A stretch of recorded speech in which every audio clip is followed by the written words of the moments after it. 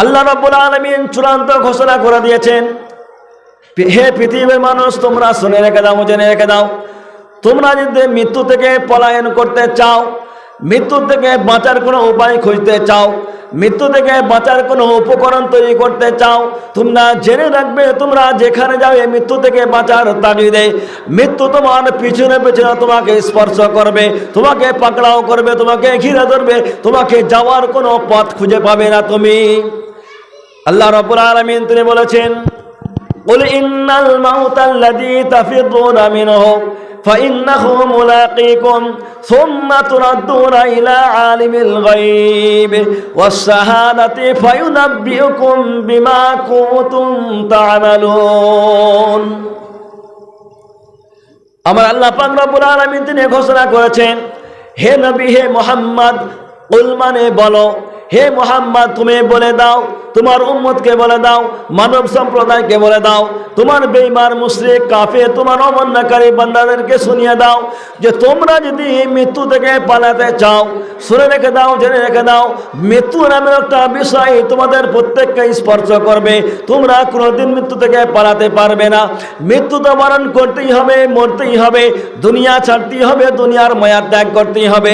কিন্তু ভাইয়ের আমার, দোস্ত আমার, মানুষ যখন মারা যায় কবরে শুইয়ে দেওয়া হয়, মানুষ যখন মারা যায় তাকে সমুদ্রে ভাসিয়ে দেওয়া হয়, মানুষ যখন মারা যায় তাকে আগুনে ছাই করে দেওয়া হয়।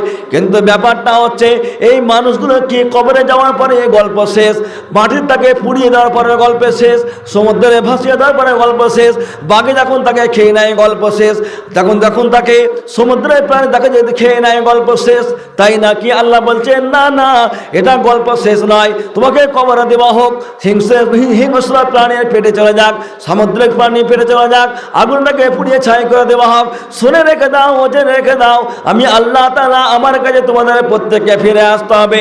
ফাইন্নাহু মুলাকীকুম, তোমাদেরকে প্রত্যেকই আমার কাছে ফিরে আসতে হবে।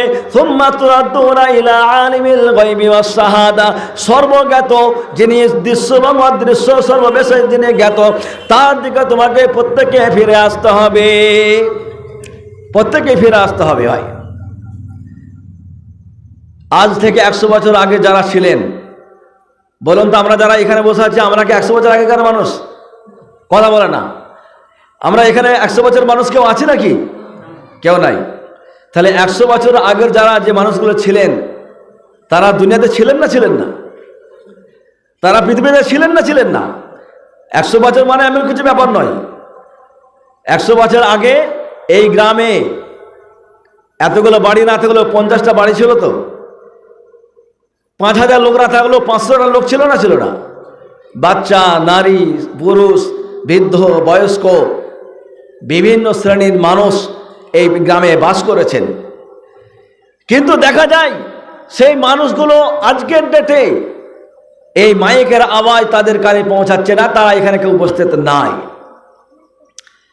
আজকের ডেটে 2025 ফেব্রুয়ারি, এই ডেটেতেও আজকে যারা আমরা এখানে বসে আছি, আগামী 100 বছর পরে এই গ্রামে আমরা এখানে কেউ থাকবো না।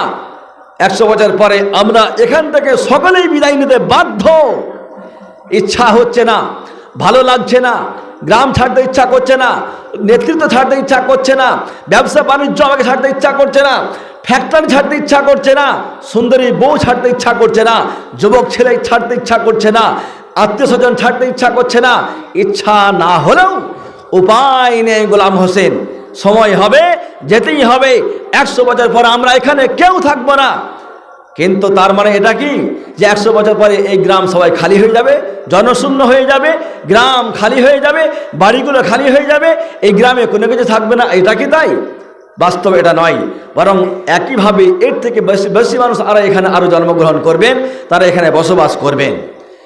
এটাই ইতিহাস মানব জাতির সূচনা থেকে চলে আসছে। এই জন্যই প্রত্যেকে আমাদেরকে মৃত্যুবরণ করতেই হবে, মৃত্যু স্বাদ গ্রহণ করতেই হবে। কিন্তু ব্যাপারটা এখানে নয়, মরতে হবে।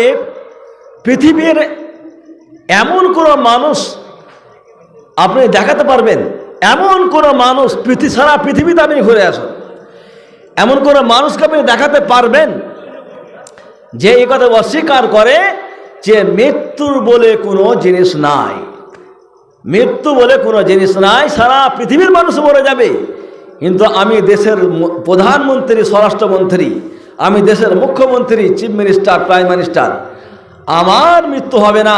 কারণ আমার সামনে পিছনে 10টা করে 20টা সিকিউরিটি গাড়ি দেওয়া আছে বন্দুক হাতে, আমার মৃত্যু কখনো আসবে না। একথা বলার অধিকার কারণ আছে? কেউ বলতে পারবে? একথা বলার ক্ষমতা কারণ নাই। কারণ তারা দেখে নিয়েছে শ্মশানকে, তারা দেখে নিয়েছে কবরস্থানকে, তারা দেখে নিয়েছে 200 বছর আগেকারের পূর্বপুরুষদেরকে, তারা দেখে নিয়েছেন ওই মুর্শিদাবাদের হাজারদুয়ারিকে, তারা দেখে নিয়েছেন এখানের অনেক ক্ষমতাশালী নেতৃত্ব, রাজা বাদশাদের আধিপত্য ছিল, তারা এখানে দেশ শাসন করেছেন, তারা এলাকা তারা জুড়ে তারা শাসন করেছেন। আজকে হাজারটা দুয়ারি রয়ে গেছে, মানুষ তারা কেউ নাই।